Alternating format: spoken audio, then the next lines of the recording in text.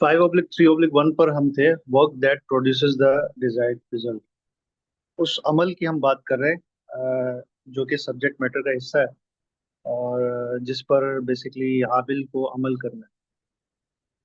तो इस सिलसिले में ये कह रहे हैं कि among the forms of activity that may be agreed upon on the basis of the ज्वाला कॉन्ट्रैक्ट आर द फॉलोइंग। कि जिन अमाल, जिन चीज़ों पर अमल, जिन एक्टिविटीज़ पर आप एग्री कर सकते हैं कि ये ज्वाला कॉन्ट्रैक्ट में सब्जेक्ट मैटर होंगे जिन पर अमल करना होगा, तो इसकी जो सूरतें हैं वो दर्ज झेल। An activity that is intended through the agreement to produce a result such as the extractions of mineral. कि वो अमल जिसका मकसद किसी रिजल्ट को, किसी नतीजे को वजूद में लाना, जैसे एक्सट्रैक्शन, खुद एग्जांपल भी दी, एक्सट्रैक्शन ऑफ मिनरल। गवर्नमेंट जो उमूमन ऐलान करती है ना, गवर्नमेंट किसी कंपनी के साथ भी कर सकती है, या टेंडर तलब करती हैं मुख्तलिफ कंपनी से जो कि मादनियात निकालने में महारत रखती हैं, तो उनसे वो कहती हैं कि भाई ये एरिया है, यहाँ पर फला मादनियात दस्तियाब है। तो अगर आपको याद हो तो हमने कौन सा वो पढ़ा था, वकूद इम्तियाज में पढ़ा था, जिसमें हमने कुछ सूरतों को ज्वाला करार दिया था। तो ज्वाला पढ़े बगैर वो स्टैंडर्ड आपके लिए रखवाया गया था, तो मेरे ख्याल से ज्वाला पढ़कर उसको रखवाना चाहिए था। वहां पर मुख्तलिफ सूरतें थी जहां पर ज्वाला की बात आई। तो जहां पर मादनियात एक्सट्रैक्शन के लिए आप टेंडर तलब करते हैं, और वो सारी उसके लिए फिर आप एक इनाम वगैरह रखते हैं, ये कंपनसेशन रखते हैं, तो वो ज्वाला की बेसिकली सूरतें होती हैं। ठीक है। एक तो ये चीज हो गई कि ये आप अमल अंजाम दे सकते हैं कि जहां पर आपका उस अमल से मकसद किसी चीज को वजूद में लाना हो,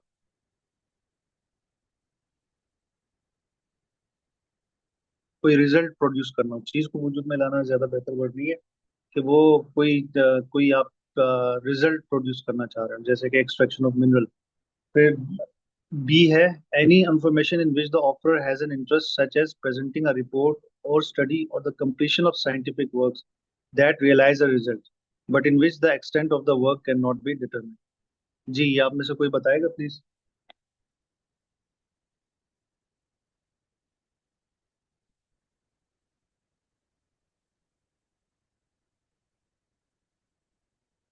एनीवन?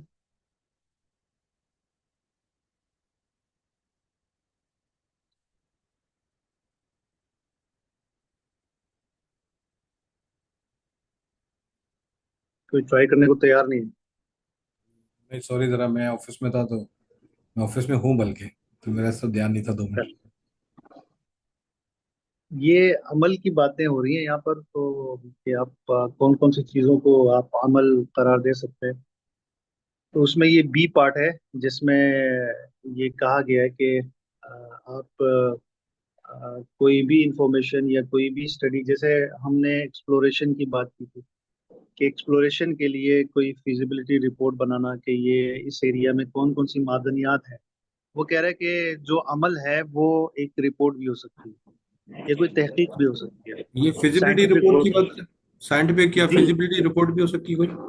बिल्कुल बिल्कुल। वो ये कह रहा है कि ज्वाला किन किन चीजों के लिए हो सकता है, तो उनमें से एक फॉर्म ये बता रहा है कि जिसमें कोई रिपोर्ट ऐसी चीज हो, कोई ऐसी रिपोर्ट या इल्मी काम या कोई तहकीक या एक्सप्लोरेशन जो मतलूबा नताइज के हुसूल के लिए जरिया बने, जिसमें जाहिल का कोई फायदा हो या उसकी कोई गर्ज हो। इसमें अमल की कोई मिकदार मुतय्यन नहीं। ठीक है, या आपको बस एक रिपोर्ट चाहिए, वो पूरा एरिया, फॉर एग्जांपल अगर आपने फिजिबिलिटी रिपोर्ट बनानी है, तो वो पूरा एरिया उसका क्या कहते हैं उसको, आपने उसको देखना है, विजिट करना है, ये सारी चीजें करनी है, लेकिन आपको उसके लिए क्या क्या करना है, इट्स अप टू यू। जो जाहिल है उसको एक रिपोर्ट चाहिए, रिपोर्ट चाहिए जिसमें तहकीक की गई है। ठीक है, कोई साइंटिफिक वर्क भी हो सकता है, कोई ऐसा इल्मी काम हो सकता है, कोई तहकीक हो सकती है, तो ये सारी चीजें भी हेलो जो आला का सलाम। सब्जेक्ट मैटर बन सकती सलाम। है। फिर है, N activity that is intended ठीक थ्रू है द मैं सब एग्रीमेंट रहा, टू सब रिटर्न कह रहे लॉस्ट ना, प्रॉपर्टी टू इट्स सीकर। ये सब कह रहे ना। अच्छा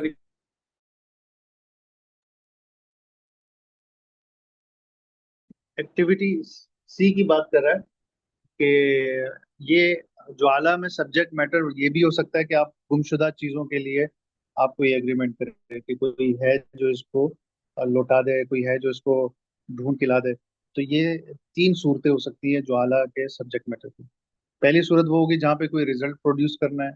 दूसरी सूरत वो हो गई जहाँ पर आपने कोई अमल का ऐसा कहा कि जिसका ताल्लुक किसी रिपोर्ट से हो या किसी साइंटिफिक वर्क से हो, किसी इल्मी काम से हो। और तीसरी वो सूरत है जहाँ पर आपकी वो प्रॉपर्टी जो कि गुम हो गई है उसको लौटाने की बात की हुई। अगले क्लॉज में देखते हैं, it is permissible to stipulate that the job is done within a specified period so that the worker will not be entitled to compensation after this period. Obvious सी बात है कि अगर आप कोई इसमें टाइम पीरियड लगाते हैं तो उस टाइम पीरियड में उस आमिल को अपना अपने अमल को अंजाम देना है। अगर वो उस दौरान अंजाम नहीं दे पाया तो वो कंपनसेशन के लिए इंटाइटल नहीं होगा, except when the period is over and the result is close to realization. मां सिवाय उन सूरतों के जहां पर तकरीबन काम कंप्लीट हो चुका है, पीरियड खत्म हो चुका है, लेकिन रिजल्ट भी तकरीबन क्लोज हो चुका है, क्लोज टू रियलाइजेशन है, in which case the period will be automatically extended. तो उस सूरत में आपको चाहिए कि पीरियड को आप एक्सटेंड करें, बल्कि ये कह रहे हैं कि ऑटोमेटिकली खुद ही एक्सटेंड हो जाएगा। टाइम पीरियड खत्म हो गया है और थोड़ा सा कोई क्लोज है वो खत्म होने के, तो फिर वो पीरियड खुद ब खुद एक्सटेंड हो जाएगा, किसी की एक्सटेंड करने की जरूरत नहीं। When the period is over and the worker has done part of the work, that will benefit the offerer. The worker is entitled to reasonable wages.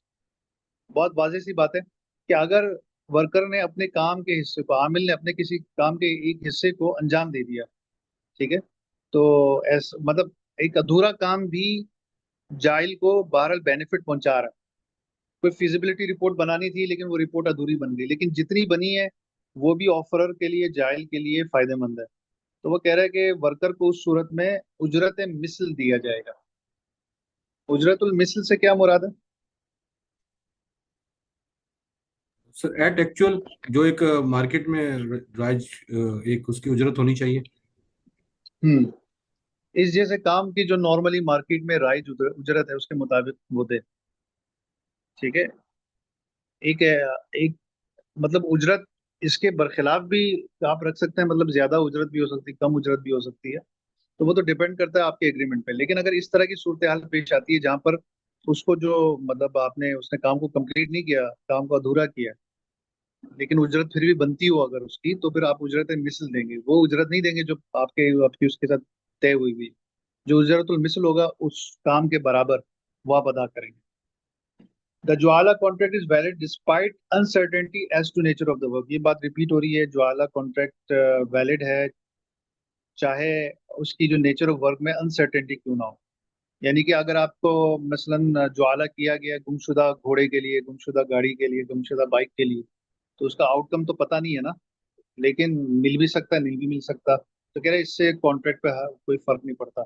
Even अगर ये स्पेसिफाइड भी हो आउटकम, मतलब मालूम भी हो आउटकम ये है, तब भी उसको कैसे अदा करना है, स्कोप क्या है, किस तरह से करना है, ये भी डिफाइन नहीं होता।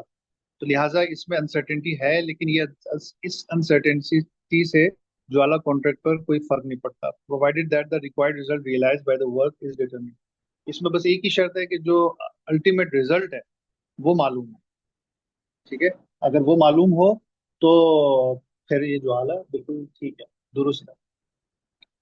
It is a condition that the work involve some type of efforts, कि जो आप जिस चीज के लिए आपने ज्वाला किया है, जो काम आपने बताया सब्जेक्ट मैटर है ज्वाला का, वो ऐसा कोई काम हो जिसके अंदर कोई ना कोई एफर्ट हो, कोई ना कोई मुशक्कत हो, ठीक है, जिसमें सम टाइप ऑफ एफर्ट शामिल हो। ऑब्वियसली उसी का ही ज्वाला होगा, जिसमें कोई एफर्ट शामिल नहीं हो उसमें क्या ज्वाला होगा। It is a condition that the work not to be obligatory for the worker. ये भी लाजिम है कि जो अमल है वो खुद आमिल पर पहले से वाजिब ना हो। ये बात समझ रहे हैं? मसलन सर फजर, कोई इस तरह का ज्वाला रखे कि फजर की नमाज जो अपनी 2 रकात नमाज पढ़ेगा उसे मैं 1,000 रुपए दे दूंगा। बिल्कुल सही मिसाल दी वै- सर आपने, बिल्कुल सही वैसे ये मिसाल दी। ज्वाला बनता है असद भाई?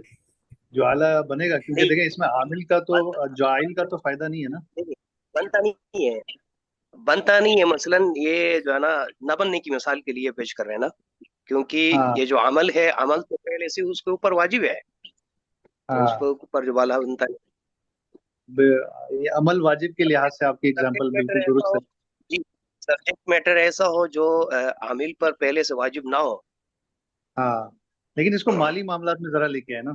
माली मामलात में क्या मिसाल हो सकती जो अपनी ज़कात अदा करेगा है?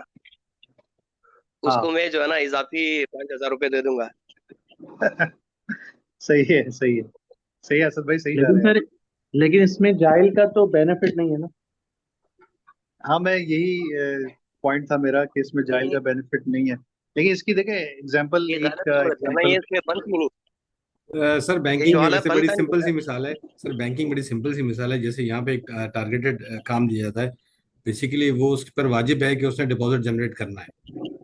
ठीक है। हम्म, अब वो कहते हैं कि जो जितना ज्यादा डिपॉजिट जनरेट करेगा, इट्स बीन वेरी क्लियर कि वो उसका टारगेट भी है, वो उसकी और ऑब्लिगेशन भी है कि उसने ये काम करना है और इतना तो जरूर करना है। और अगर उसको करना है और उसको उसके अलावा उसने बैंक ने कह दिया कि ठीक है, जो उसको करेगा उसको ये इनाम दिया जाएगा, तो इसकी ओवर परफेक्ट एग्जाम्पल ये। आपके हिसाब से ये नाम दुरुस्त नहीं है? आप ये कहना चाह रहे हैं इनाम जायज नहीं होगा फिर? नहीं, इनाम तो नहीं, जायज ओवर होगा। टारगेट जो है, ओवर टारगेट देखिए, को नहीं, ये ओवर कैसे कह रहा है, टारगेट नुकसान नहीं। दे सकते हैं। ये कह रहा देखिए, है it is some time condition condition ये है दैट द कि worker not be obligatory for the worker, कि उसके ऊपर वो अमल वाजिब ना हो। तो फिर ये इनाम रखना तो नाजायज हो गया ना, अच्छा फिर वो, अगर आप हाँ, इसको इनाम में अच्छा काउंट करें। वाजिब ना हो, वाजिब ना हो हाँ, तो फिर तो। देखिए आपकी जो एग्जांपल है ना, ये तो खुद एम्प्लॉयमेंट है बेसिकली, ये सर्विस इजारा है। सर्विस इजारा में आपने उसकी एक तनख्वाह भी मुकर्रर कर दी और साथ में इनाम भी रख लिया। जैसे आपके यहाँ बोनसेस होते हैं, बेसिकली वो इनाम ही तो होते हैं।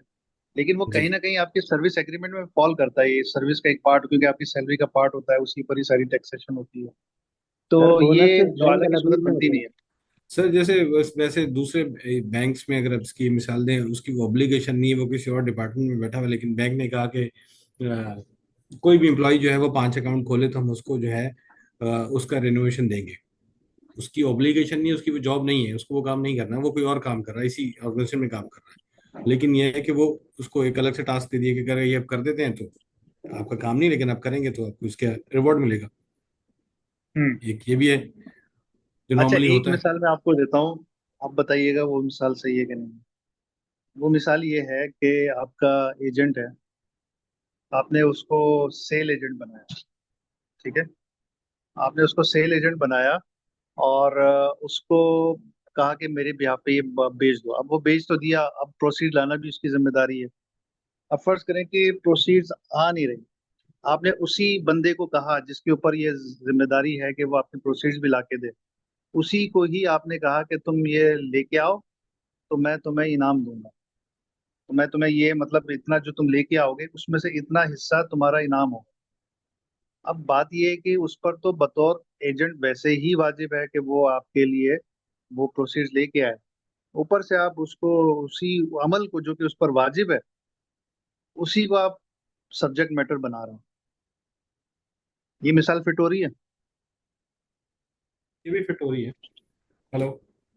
हाँ, हेलो। ये मिसाल ज्यादा इसमें हाँ। फिट होती है। हेलो। आप लोग सर जरा एक, सर, हाँ दोबारा तारिक। रिपीट कर हाँ दीजिए। तारिक।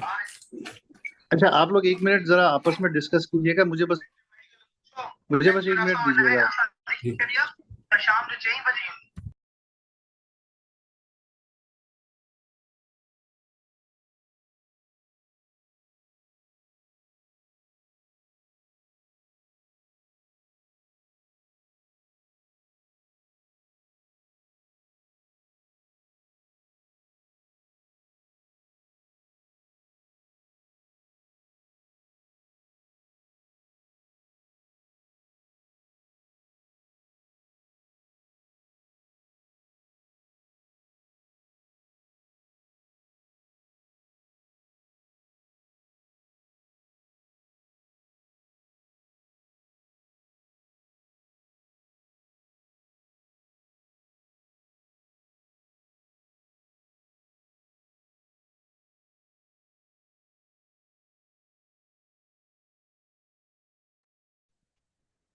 जी माजरत, ये पॉइंट इंशाल्लाह क्लियर हो गया होगा। आगे चलते हैं। ये अब तक बात हो रही थी अमल की, अब यहाँ से बात हो रही है ज्वाल की, कंपनसेशन सर, की। ये पॉइंट, ये एग्जाम्पल दोबारा सर रिपीट कर देंगे, ये थोड़ी सी, हाँ, एजेंट वाली। हाँ, मैंने आपको एग्जांपल ये दी थी कि कोई अमल किसी शख्स पर वैसे ही वाजिब है, वाजिब हो गया ड्यू टू कॉन्ट्रैक्ट। वो मिसाल ये बनती है कि आपने किसी को एजेंट बनाया, आपने एजेंट बनाया कि वो आपके बिहाफ पे सेल आउट, मतलब सेल एजेंट बना। सेल एजेंट के दो काम होते हैं, एक तो ये कि वो चीज बेचे आपके बिहाफ पे, और दूसरा वो जो प्रोसीड्स हैं, जो उसकी कीमत है, वो वसूल करे, वसूली भी उसका काम है। ठीक है, या आपने फर्ज करें कि इसके बरक्स आप यूं कर लें, ये भी हो सकता है कि अब बेचा आपने, वसूली का काम किसी को दे दिया, उसके लिए वसूली के लिए किसी को एजेंट बना दिया। ठीक है, नहीं ये सेकंड एग्जांपल यहाँ पे फिट नहीं हुआ, वो पहली एग्जांपल ही सही है कि एक एजेंट है जिसको आपने बनाया बेचने के लिए, और वो जब आपके उसको लिए बेचने के रिकवरी लिए भी कर एजेंट रहा है, बनाया। जी, वही एजेंट फिर सर रिकवरी भी कर रहा है फंड्स की। हाँ बिल्कुल बिल्कुल, वो बेच भी रहा है और रिकवरी भी कर रहा है। अब क्या ठीक है। हुआ कि आपने उसी को ही कहा कि भाई ये जो प्रोसीड्स हैं, जो कि फर्ज करे प्रोसीड आने में देर होगी, आपने उसी को ही कहा कि भाई ये तुम जल्दी लाए ले आओ, तो ज्वाला कर लिया आपने उसके साथ, जल्दी ले आओ मैं तुम्हें ये इनाम दूंगा, इसको रिकवरी करा के ले आओ। अब देखिए, रिकवरी उसका वैसे ही बेसिकली काम तो था ही ना, मतलब बतौर एजेंट उसका काम था, उसके ऊपर वैसे ही वाजिब था वसूली करना। अब उस वसूली के लिए आपने उसके साथ ज्वाला भी कर लिया, तो ये कह रहे हैं कि भाई इस सूरत में ये ज्वाला नहीं हो सकता, क्योंकि ये काम वैसे ही उसके ऊपर ऑब्लिगेटरी था, बतौर एजेंट उसके ऊपर लाजिम था कि वो ये काम करे। आपने उसके साथ ज्वाला उसी काम के लिए जो उसके ऊपर वाजिब था वो भी कर लिया आपने, तो ये दुरुस्त नहीं होगा। ठीक है, आगे इनाम पे चलते हैं, ज्वाल पर चलते हैं, कंपनसेशन पे। इसकी क्या शराइत है, क्या है कामात है? The compensation should be known valuable in the eyes of the शरिया, कि इसका मालूम होना चाहिए।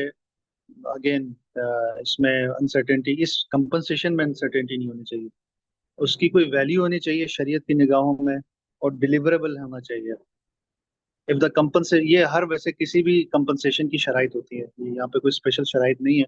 If the compensation is unknown, unlawful और non not deliverable, payment of reasonable compensation becomes binding. क्या मतलब हुआ कि अगर आपने ऐसा कोई कंपनसेशन रखा जो कि मालूम नहीं है, गैर कानूनी है, गैर कानूनी से मतलब शरी नुक्ता निगाह से वो अ, कीमत वाला नहीं है, अनलॉफुल है यानी मना है, डिलीवरेबल नहीं है, तो वो कह रहा है कि उस सूरत में कोई इस तरह की अगर आपने चीज ज्वाल की है, तो वहां पर उजरत मिस्ल आप देंगे। ठीक है, रीजनेबल कंपनसेशन बिकम्स बाइंडिंग। तो इन्होंने रीजनेबल कंपनसेशन कहा है। रीजनेबल कंपनसेशन तो यही होगी ना कि जो कि मार्केट में राइज है इस तरह के काम के लिए, रीजनेबल तभी होगा, या उस वो जो बंदा ये काम करता है उसकी नॉर्मल फीस यही होती है, तो ये रीजनेबल कंपनसेशन पर कहलाए। ठीक है, आगे चलते हैं। The compensation may be a portion of the object of work is in ज्वाला, for example a percentage of a debt agreed upon for collection on the right to utilise.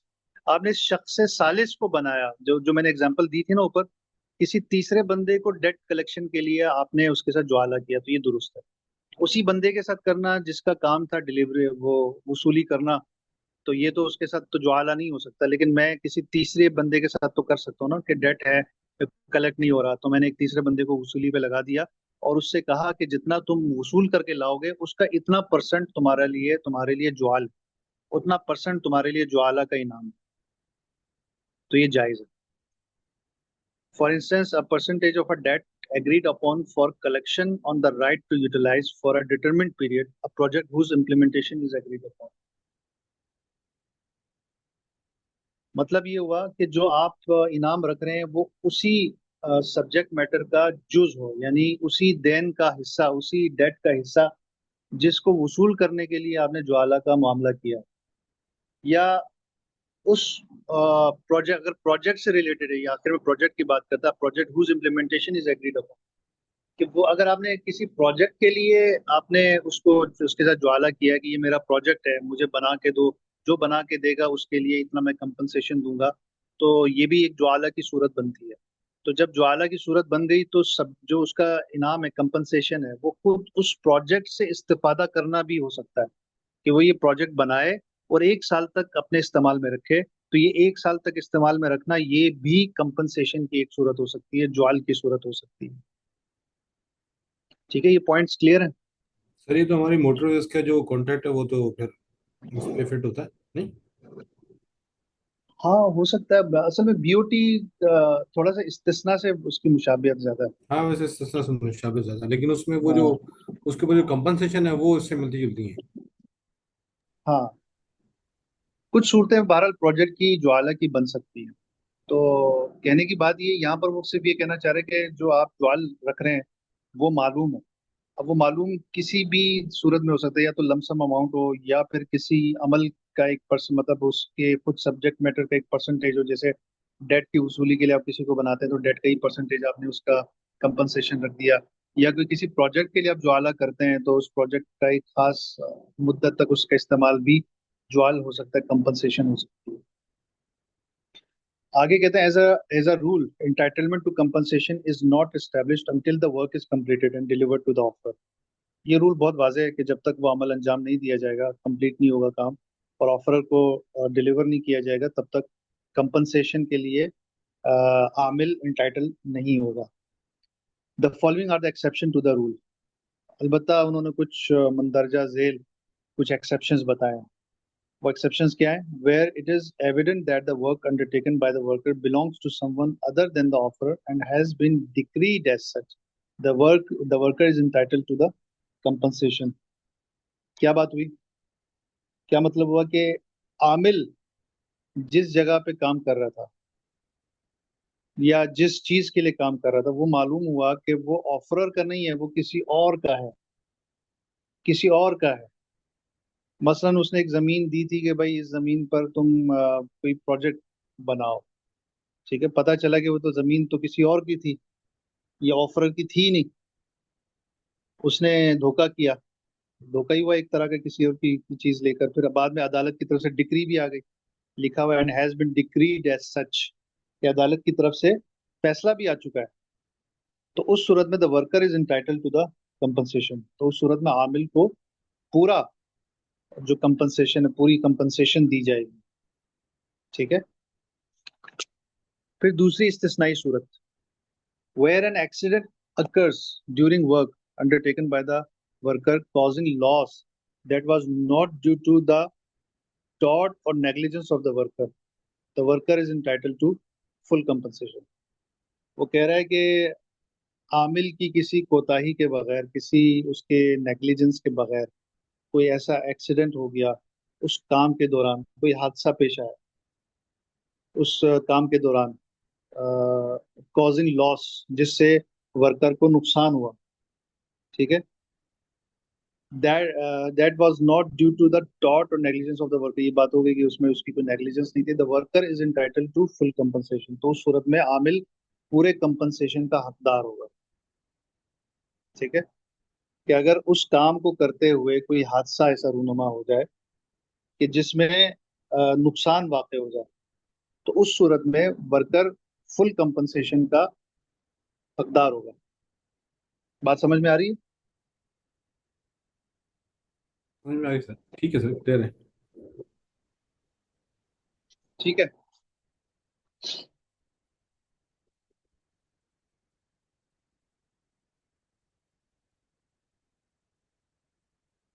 It is permissible to stipulate that all or part of the compensation be paid in advance at the conclusion of the contract, or thereafter, even though this is before the completion of the entire work। क्या मतलब हुआ? Sir कुछ advance में compensation किसी भी contract के पूरे होने से पहले, जो बाद में कंप्लीट होगा, या ड्यूरिंग द पीरियड जो है वो अगर कोई किसी फिजिबिलिटी रिपोर्ट पे किसी पे काम कर रहा है और आपने उसको पहले जो है कुछ पार्ट ऑफ कंपनसेशन जो है पेड कर दी इन एडवांस, हम्म। वो भी। देखिए, वो ये कह रहा है कि अगर कॉन्ट्रैक्ट में ये स्टिपुलेट किया जाए कि कंपनसेशन का कुछ हिस्सा मुकम्मल, या उसका कुछ हिस्सा कोई जुज, उसका अगर ये शर्त रखी जाए कि ये पे किया जाएगा एडवांस में, चाहे वो काम पूरा हुआ हो या ना हुआ हो, तो वो कह रहे हैं कि इसमें कोई हर्ज नहीं, even though this is before the completion of the entire work, तो इसमें कोई हर्ज नहीं है. However, it is considered subject to accounts. क्या subject to accounts का क्या मतलब हो?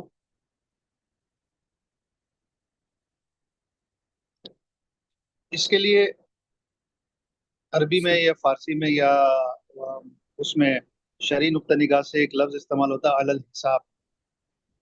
अलल हिसाब, इसको सब्जेक्ट टू अकाउंट्स कहते हैं. ये लफ्ज आगे शायद कुछ और स्टैंडर्ड्स में ये होगा. सब्जेक्ट टू अकाउंट्स का मतलब होता है कि आपने अभी दे दिया, लेकिन ये अभी हिसाब किताब बाकी है.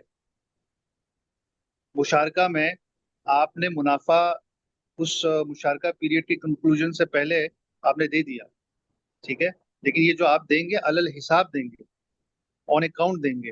अभी इसका हिसाब किताब नफे का तायुन अभी बाकी है. अगर कल को हम हिसाब करें और उसमें फर्ज करें कि हमारा प्रॉफिट ज्यादा निकला, तो आपको कंपनसेट करके ज्यादा प्रॉफिट दिया जाएगा. लेकिन अगर प्रॉफिट कम निकला तो आपको हमने जो अदा किया उसमें से हम डिडक्ट कर लेंगे, ठीक है. ये इसको कहते हैं अलल हिसाब. वो कह रहे हैं ज्वाला में भी इसी तरह से अलल हिसाब तस्वुर होगा. अगर आप उसका कंपनसेशन का पूरा हिस्सा या फिर उसका कुछ पार्ट अगर आपने पहले काम को कंप्लीट होने से पहले अदा किया, तो ये अलल हिसाब होगा. And the worker is not entitled to it without the realization of the result. अगर वो रिजल्ट अंजाम नहीं देगा, मतलब वो मतलूबा जो नतीजा है वो रियलाइज नहीं करेगा, तो फिर उस सूरत में जो दिया गया है वो उससे ले लिया जाएगा. और अगर कोई ऐसा अधूरा काम किया है जिससे जाइल को अधूरा फायदा हो, तो ठीक है, उसके बराबर रकम रख कर बाकी उससे ले लिया जाएगा, ठीक है. तो ये अलल हिसाब है, उसका हम पहले दे सकते हैं. अगर आपने एग्रीमेंट में लिखा है कि आप ये कंपनसेशन एडवांस में देंगे, तो सही है, ठीक है, आप दे दें. लेकिन ये अलल हिसाब है, इसका ये हरगिज मतलब नहीं है कि वो इसका इंटाइटल हो गया. इसका हिसाब किताब बाकी है. जब तक वो अमल अंजाम नहीं देगा, वो कंप्लीटली इसका मालिक नहीं बनेगा. The offerer have the right to reclaim it if the work is not realized, ठीक है. ये अलल हिसाब वाला कंसेप्ट ध्यान में बिठा लो, ये आगे बड़ा काम आएगा. इसको सब्जेक्ट टू अकाउंट्स कहते हैं. अगर एग्जाम में अगर आप इंग्लिश में दे रहे हैं सब्जेक्ट टू अकाउंट्स आ गया, तो उससे मुराद अलल हिसाब होता है. मतलब ये कोई ऐसी कंपनसेशन है जो अभी आने वाले वक्त के एवज में मिली, जिसके बाद पता चलेगा कि ये सेल कॉन्ट्रैक्ट या वट जो भी ज्वाला का कॉन्ट्रैक्ट है उसमें क्या जो फाइनल उसकी जो फाइनल फाइनेंशियल ऑब्लिगेशंस है वो बाद में तय होंगी कि कितनी होंगी. बिल्कुल बिल्कुल. आप यूं समझे कि आपने किसी चीज का अमल के अंजाम देने, आपने किसी अमल से मशरूत रखा था कि ये अमल तुमने अंजाम देना है.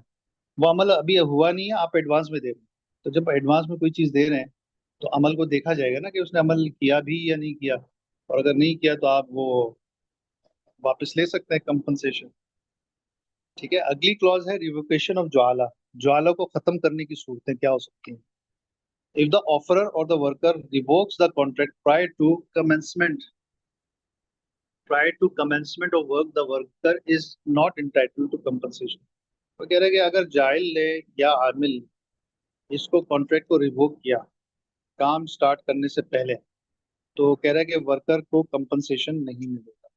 ये वाज़ेह सी बात है. If the offeror prevents the worker from working after commencement of the work, the offerer is bound to pay reasonable wages. अगर फर्ज करें कि आमिल ने काम शुरू कर दिया था और ऑफरर ने उसको रोक लिया, काम करने से रोक लिया, तो ऑफरर यानी कि जो जाइल है वो फिर उसके ऊपर लाजिम है कि वो कोई उसका जितना काम किया है उसका कोई रीजनेबल वेज दे, या उजरतुल मिस्ल दे, या कोई रीजनेबल वेजेस दे, ठीक है. उसने खुद रोका है, तो जितना काम वो कर चुका है उसके लिए इंटाइटल्ड है वो worker. If Jwala contract is terminated by the worker after the work is commenced, the worker is not entitled to a reward except when the parties agree to otherwise. तो कह रहे हैं कि अगर वर्कर ने ये खत्म किया कॉन्ट्रैक्ट काम स्टार्ट करने के बाद, तो उसको कोई कंपनसेशन नहीं मिलेगी. उसने खुद खत्म किया है. अगर ऑफरर खत्म करता, अगर जाइल खत्म करता, तो जितना वो काम कर चुका है उतने का उजरत मिस्ल मिल जाता, रीजनेबल उसके वेजेस मिल जाते. लेकिन ये आमिल ने खुद खत्म किया है, तो उसको कोई एंटाइटलमेंट नहीं है रिवॉर्ड का. हाँ, except when the parties agree to otherwise. अगर वो दोनों राजी हैं, ठीक है यार तुम खत्म कर दो, मैं उजरत मिस्ल दे दूंगा, हाँ दोनों राजी हैं, तो फिर तो कोई इशू नहीं है. If the worker revokes the contract after commencing the work, he has no claim against the offerer unless they had agreed to the contrary क्या फर्क हुआ भाई इसमें, उसमें क्या, मुझे तो फर्क नजर नहीं आ रहा।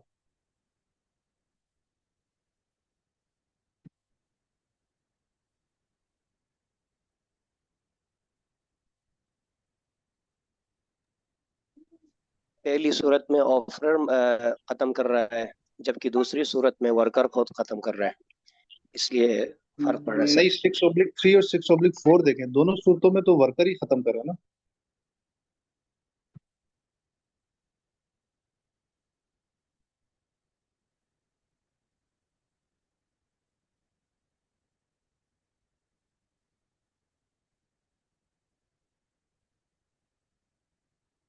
मुझे तो कोई फर्क नजर नहीं आ रहा भाई। आपको आ रहा है? किसी को आ रहा है तो बताया। कोई ना कोई सर ये फर्क फर्क होगा। शायद इसलिए आ रहा है ना तो इसमें कि फर्क होगा ये जरूर सर।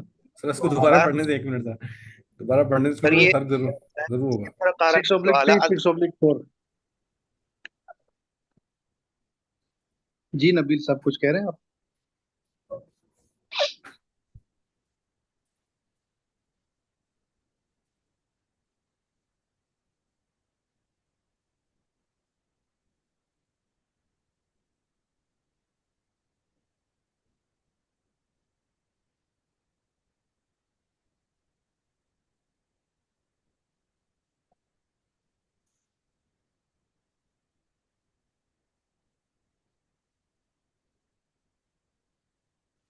सर एक ही कंडीशन नजर आ रही है कि उसमें ऊपर में फर्स्ट में जो कह रहे हैं ना, reward accept when the two parties agreed on otherwise.